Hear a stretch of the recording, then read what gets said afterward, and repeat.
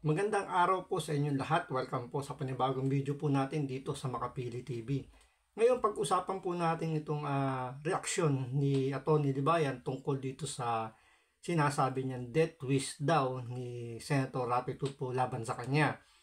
Ngayon dito sa video na to ipapakita ni Meloyap kung paano gigibain ng mga reaksyon niya dito sa YouTube yung kanyang mga argumento tungkol dun sa death wish. So, bago po natin simulan yung topic na to, kung hindi pa kayo nakasubscribe dito sa channel ko, baka pwede naman pakipindot yung subscribe button, pakilike na rin, wala naman pong bayad dyan, konting lambing lang po. So, tuloy po natin, ano tong mga sabihin natin mga ikagigiba daw ni Atty. Libayan sa argumento niya tungkol sa death wish ni Senator Rapi Tulfo.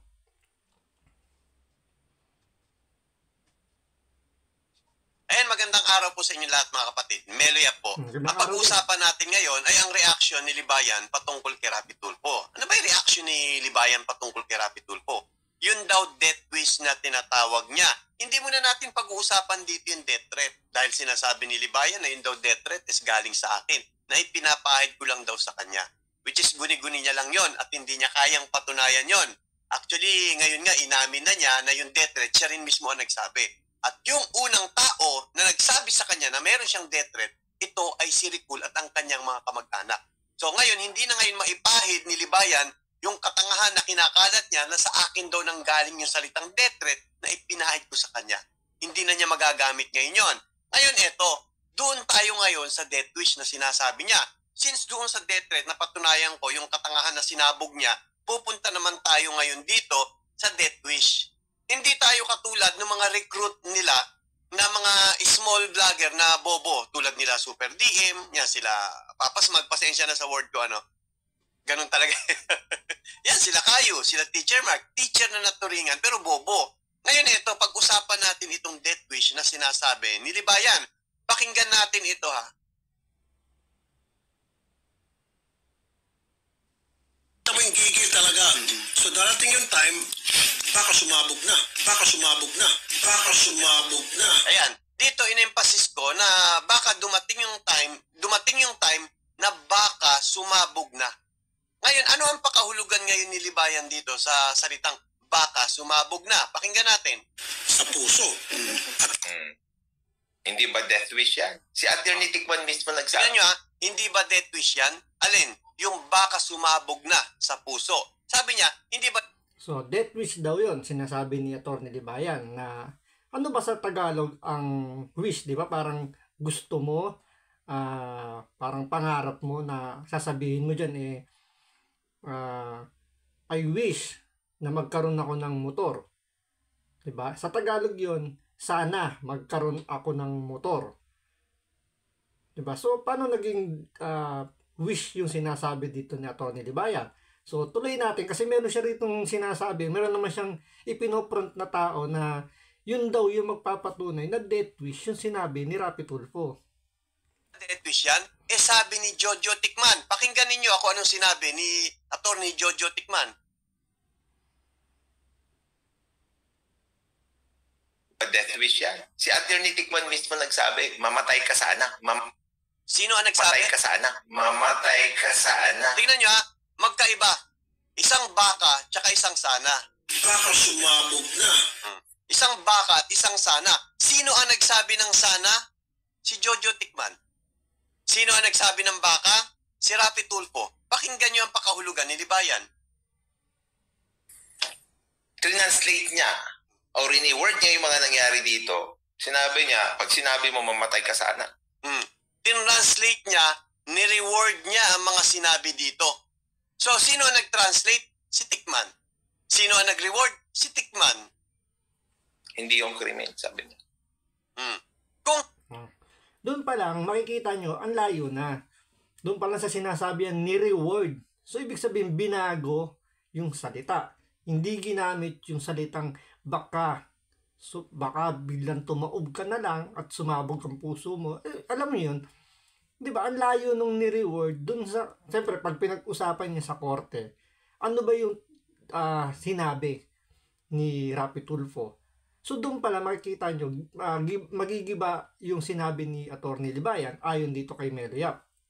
Kasi walang pinagkaiba yun dun sa mga nagkukwentuhan na, di ba, may mga biruan before na ganito sinasabi. Uy, galaw-galaw, baka ma-stroke ka. So, ibig sabihin, concern sa'yo yung tao na, uy, magkikilos ka ba kasi ma-stroke ka. Hindi naman, uy, galaw-galaw, sana ma-stroke ka. Yun, pinapanalangin mo yun. Kasi sabi mo sana. Ang ginamit mo nga baka. Gaya ng sinabi ni Rapi Tulfo, baka. So, magkaiba yun. So, dito, gibang-giba rito, si Atty. Libayan ayon dito kay Melo Yap. Si Tikman ang nag-reward at si Tikman ang nag-translate. Sino ang nag-death threat? Rapi Tulfo o Tikman? O, kung ganun, dapat ang gawin topic dito ni Atty. Libayan, dinetwist siya ni Atty. Tikman, hindi ni Rapi Tulfo. Pero, dahil nga syempre, sabi ko nga sa inyo, galit o may tampo ito si Atty. Libayan kay Rapi Tulfo, talagang ididiin niya rito si Rapi Tulfo. Kung si Tikman ang nag-death threat, bakit hindi si Tikman ang sinasabihan mo niyan? Bakit sinasabi mo na ang nag-death threat sa'yo si Rapi Tulfo? Tandaan nyo, yung salitang baka ay hindi po wish yun. Halimbawa, sabihin mo, mag-ingat ka, baka madapa ka. Yun ba, winish ko ba na madapa ka? Sinabi ko mag-ingat ka, baka madapa ka. Huwag kang tumakbo ng matulin, baka madapa ka. Ibig ko bang sabihin doon? Wini-wish ko na madapa ka? Diba yan, ingat ka, baka masagasaan ka. Ibig bang sabihin gusto ko masagasaan si Libayan? Wish ba yon? Hindi wish yon. So makikita ninyo rito yung argumento ni Libayan, wala pa sa korte, taob na.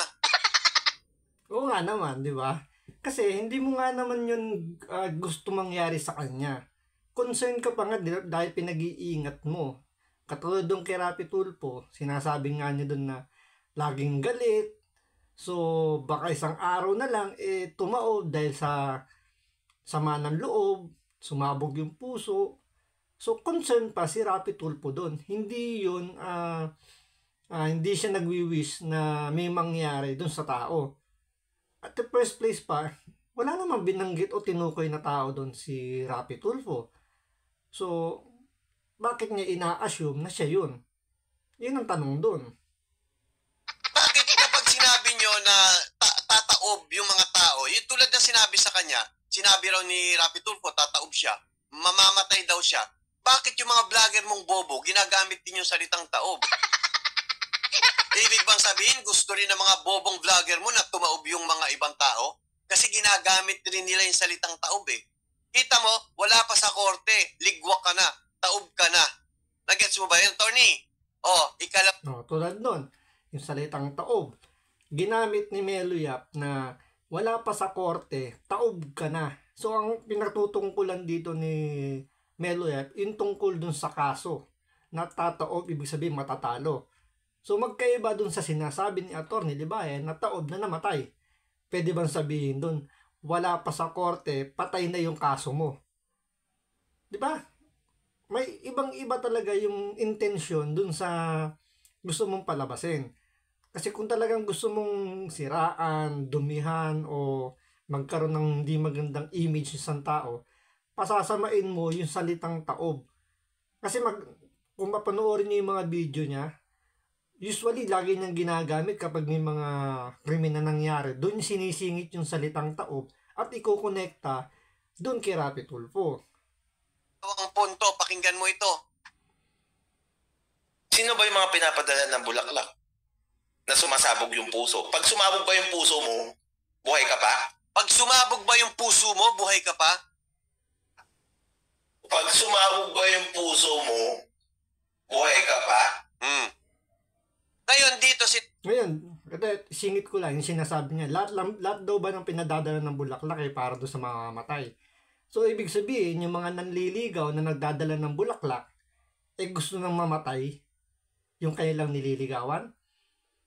O sabihin natin, ito pa, yung mga pumupunta sa ospital para dalawin yung mga kakilala nila, mahal sa buhay nilang nakakonfine, di ba nagdadala ng bulaklak yung iba? So, ibig sabihin, gusto nilang mamatay na nasa ospital na yun?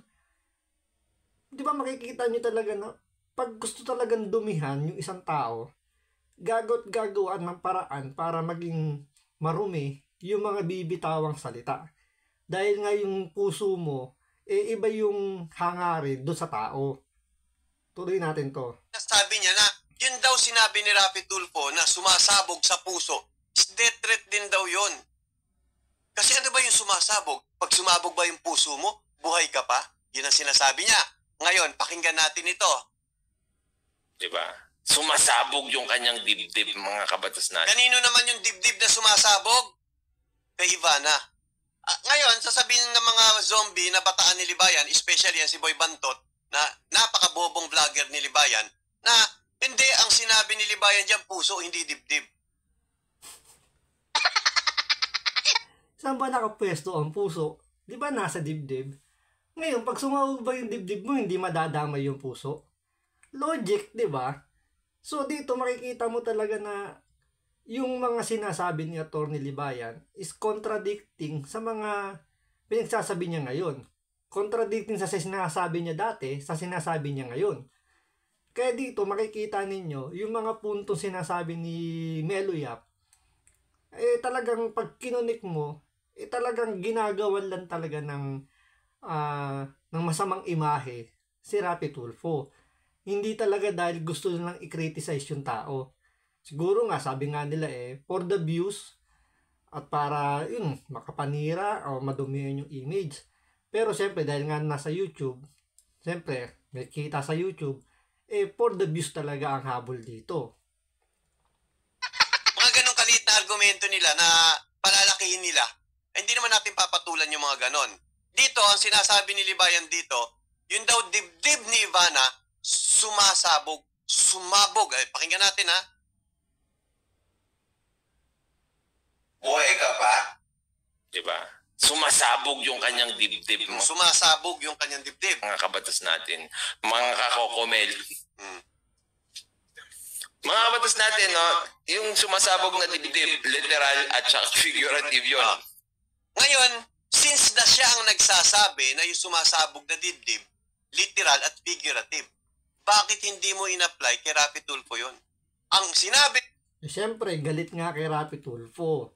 Kaya yung, kumbaga limited lang yung pwedeng i-apply kay Rapi Tulfo. Hindi absolute. So, kung tutusin, itong si Ivana, pwede pala magkaso to ng death threat. Kasi sinabihan siya nito ni Atty. Libayan na sumasabog ang kanyang dibdib. So, ibig sabihin, gusto niyang mamatay itong si Ivana. So, pwede siyang sampahan ng kasong death threat. Death threat ka agad. Hindi ba pwedeng figurative? Ewan ko, yung literal. Literal ba? Di ba yan, yung bang dibdib ni Ivana, sumasabog ba, literal? O katangahan mo lang yan? Bakit paliwanag? Love you. Tuloy natin. Mga kakokomel. Pag sumabog ba yung puso mo, buhay ka pa? Diba? Sumasabog yung kanyang dibdib, mga kabatas natin. Mga kakokomel. Mga kabatas natin, no? Yung sumasabog na dibdib, literal at figurative yun. No? Ano na, attorney? May pambabastos pa nga, kung titingnan mo nga, kung iba titingin pa ron, may pagkabastos pa nga itong pinagsasabi rito ni Atty. Libayan Diba? Kasi hindi naman dapat pinag-uusapan, especially ng mga lalaki, yung ganyang bagay, lalo na nasa social media platform ka. Kasi hindi naman parang respeto ba? Diba? Hindi maganda pero hindi natin alam kung ano ba yung rason niya, bakit niya tinapik dyan si Ivana. Aliw na aliw ka dito sa salitang sumabog na dibdib, literal at figuratively. Bakit ngayon kung ano-anong kadramahan ang ginagawa mo dyan sa channel mo? Ngayon daw kung ano-anong kadramahan ang ginagawa niya sa channel niya. Totoo naman yon. Dahil after daw marinig ng kanya mga kamag-anak, tumawag daw sa kanya na sinasabi, especially itong si Ricul na isa rin bobo, sabi na meron daw death threat sa kanya. So, tandaan nyo, ito, nakalimang video yata siya noon yung araw na yon. Pero pare-pares lang yung topic. At ang dami niyang views doon. So doon pa lang kumita na siya sa pagpapaawa effect niya na yun nga sinasabi niya dinetret siya na alam nyo ang layo naman ng mga sinabi ni Rapi Tulfo pero dahil nga kinlaim niya may masasampahan daw ng kaso ritong cyber libel. So until now nag-aantay pa ho tayo kung sino-sino ito mabibigyan ng mga love letter para magpaliwanag sa prosecutor. Yung mga kamag-anak mo, Libayan, at saka yung alalay mo na si Ricol, yun ang nagpahit ng katangahan sa'yo na in-apply mo naman sa akin. Libayan, wag mo akong itulad sa mga vlogger mo. Ibang level ng vlogger namin compared dyan sa grupo ninyo mga bobot bugok.